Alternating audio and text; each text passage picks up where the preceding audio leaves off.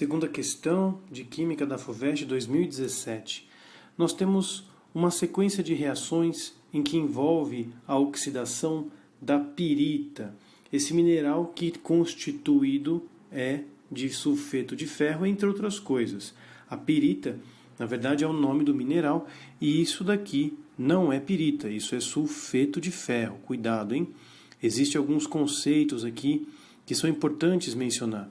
Um mineral, ele apresenta um nome comum, usual na geologia, chamado pirita. Boa parte deste mineral é composto por sulfeto de ferro. E o resto seriam algumas impurezas, muitas das vezes alguns silicatos, como é o caso da própria areia, que é o óxido de silício. Agora, este ferro aqui vai sofrer uma oxidação com água e oxigênio, formando ferro 2, liberando sulfato e H+. Na sequência, esse ferro 2 vai progredir numa outra reação com oxigênio, reagindo agora formando em meio ácido o ferro 3. Perceba que o NOx aqui de 2+, vai para 3+, e depois este ferro 3+ em água sofre o que nós chamamos de hidrólise, formando um sólido insolúvel, hidróxido de ferro 3, e liberando mais H+. Todas essas informações elas são boas, mas não são especificamente determinantes para a reação. O conceito que resolve esse problema seria a lei de Hess. Nós temos aqui 3 etapas e uma global que precisa ser determinada. Perceba que o balanceamento de algumas substâncias são exatamente equivalentes, seja em produtos, seja em reagentes. Isso permite o cálculo de uma reação global, onde os intermediários são cancelados. Os intermediários seriam esses ferros em estados de oxidações 2+ e 3+.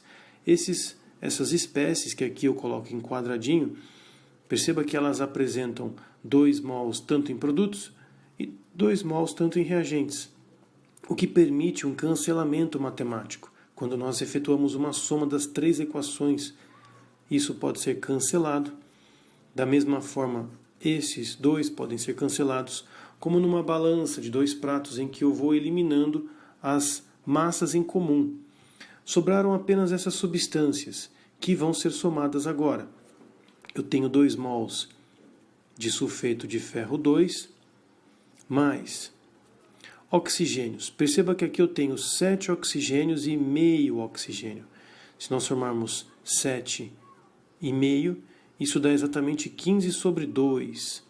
Efetuando continhas de MMC, você consegue chegar rapidamente a esse conceito. 12, 7, 14, mais um 15, e o denominador continua 2.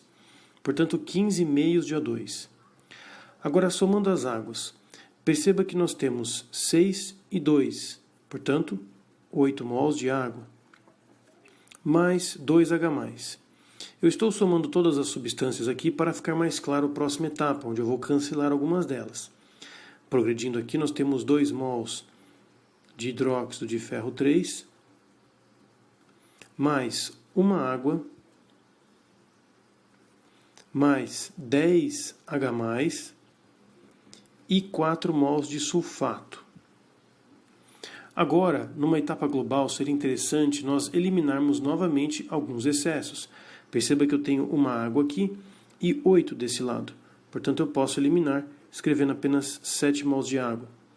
Também posso observar que existe 2 mols de H+, e 10 aqui, o que resultaria em 8, cancelando esses 2 do lado esquerdo.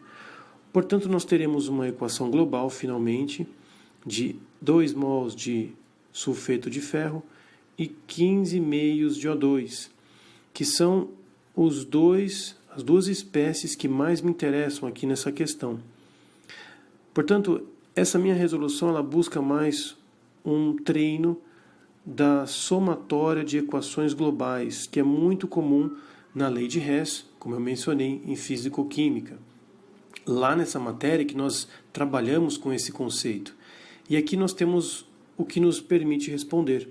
Eu tenho 2 mols de sulfeto de ferro e 15 sobre 2 mols de oxigênio.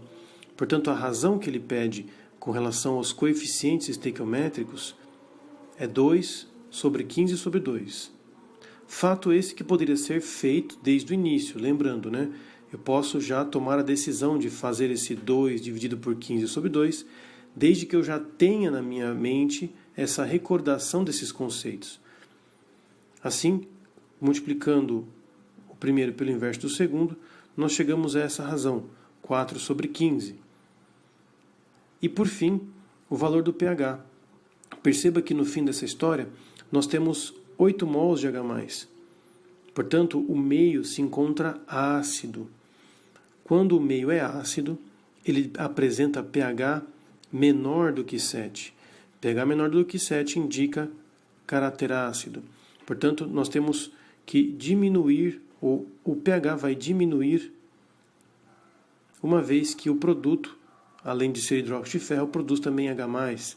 Portanto, essas duas características devem estar presentes na alternativa 4 sobre 15, e o pH tem que diminuir, uma vez que eu tenho a produção de H+.